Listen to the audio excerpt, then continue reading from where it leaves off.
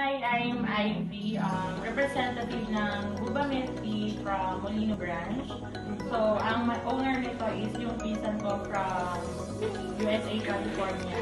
So, ako lang yung nautusan na mag-manage for the meantime habang nasa US. Ngayon actually more on social media na talaga. Tapos mga techie na din. So, most of the time nandun sila sa mga mobile phones, mga social media. So, nare-reach namin sila through Facebook page.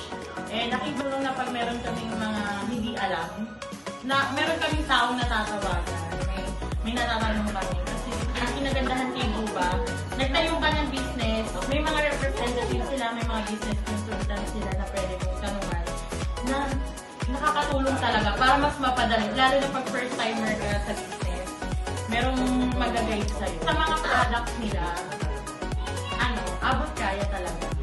Lalo na kami, yung store namin is malapit sa school. So, yung pinaka-target market namin is mga students. Kasi malapit kami sa school. So, pag inisip ko kasi students, so kailangan ng budget kayo. And pasok doon yung prices namin. And yung products niya is naging innovate. Hindi na lang siya simple milk tea.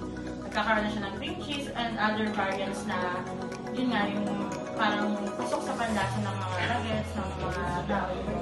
Kahit yun nga, kahit mga senior, pwede. Lalo na yung mga fruit teas namin, yun yung lagi kong nire-recommend. Assistance na pinrovide ni Buba na I can guarantee 100% na makakatulong talaga sa business. So, ayun, hindi katulad ng ibang business na parang, paano tayo nito? Mangangapa tayo sa wala. So, pag ganito, pag hindi namin alam, andyan si Buba, naka-support. Lalo na nung grand opening, ang daming tao ni Buba talaga na pumunta. So, thank you so much, Buba Milk Tea, for supporting us in our first ventures.